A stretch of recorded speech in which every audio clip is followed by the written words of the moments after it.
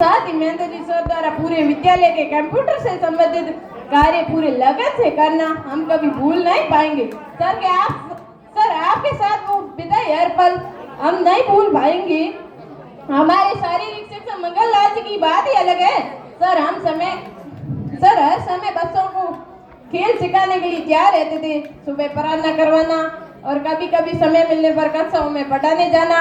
मंगल Lal ji sir की मेहनत और लगन के ही कारण पिछले वर्ष जिला स्तर पर हमारे विद्यालय की वॉलीबॉल टीम ने प्रथम स्थान प्राप्त किया। सर आपके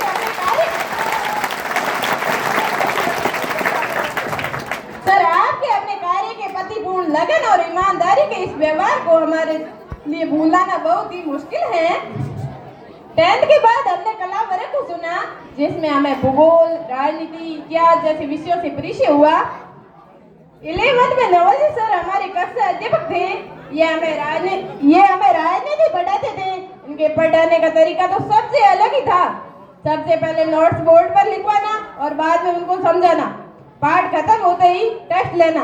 लेकिन कभी कभी बच्चों के मना करने और कभी नकल करने के कारण नाराज हो जाना, टेस्ट नहीं लेना और क्लास में नहीं आना।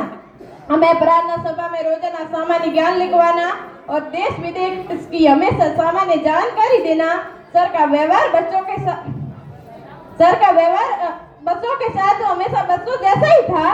कभी बातें करना तो कभी डांटना, कभी गुस्सा हो जाने पर बच्चों द्वारा मनाना। सर आपकी और आपके इस आशय व्यवहार की हमें हमेशा याद आती रहेगी। प्रकाश जी सर तो हमें भूगोल पढ़ाते। प्रकाश जी सर हमारे 12th में कक्षा अध्यापक भी रहे हैं। सर हमें भूगोल को बहुत ही सरल आसान तरीके से समझाते हैं। कोई भी हमारी समस्या होने पर प्रकाश जी सर किसी भी तरह हल निकाल ही देते हैं।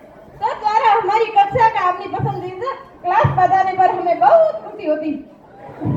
सर को अनुशासन बनाए रखना हमें अच्छा लगता है। सर जब होमवर्क चेक करते हैं पर होमवर्क पूरा ना होने पर सजा देना और कक्षा में टेस्ट में नंबर कम आने पर ट्यूशन को बार बार कॉपी में करने को कहना, बच्चों के दिमाग के खेल शतरंज की और रुचि बढ़ाने के लिए प्रोत्साहित करना हम कभी नहीं भूल पाएंगे। सर आपकी बताई बातों का जीवन में हमेशा अनुसरण करेंगे। सर आपकी हमेशा बहुत याद आएगी। सर मैं बात करूं स्वाहित सर की तो वे हमारे विद्यालय में उप प्रधानाचार्य सर हैं के साथ साथ हमें इतिहास पढ़ाते हैं। उनके द्वारा किसी भी टॉपिक पर चर्चा कर उसे सरल बनाना हम कभी नहीं भूल पाएंगे। इतिहास की किसी भी घटनाक्रम को आसानी से याद करवाना, उसके साथ ही हमें सामाजिक आचार व्यवहार की शिक्षा देना, पूरे विद्यालय में हर एक विद्यार्थी का ध्यान रखना, कार्यालय के कार्य को समय पर पूर्ण करना, पूरे विद्यालय का मैनेजमेंट बनाए रखना। सर आपके व्यवहार और आपके इन कार्यों को नहीं भूल पाएंगे। आपकी सर हमेशा बहुत याद आएगी। मैं बात करूं बाबूजी, ओम जी और रामाराम जी सर की तो इन्होंने हमें किताबी ज्ञान तो नहीं दिया, परंतु हमेशा विद्यालय के हर एक काम को पूरी लगन मेहनत से करना, छोटी कक्षाओं के विद्यार्थियों को पढ़ाना हम कभी नहीं भूल सकते। मैं बात करूं हमारे किशोर जी सर की तो पुस्तकालय प्रभारी है वो, जो हमें पुस्तकालय से बहुत ज्ञानवर्धक और कहानियों की पुस्तकें समय समय पर पढ़ने के लिए देते। सर आपका पढ़ने के लिए किताबें देना कभी नहीं भूल पाएंगे। मैं बात करूं शंकर जी, राजा राम जी और प्रदीप जी सर की तो उनकी बात ही अलग है।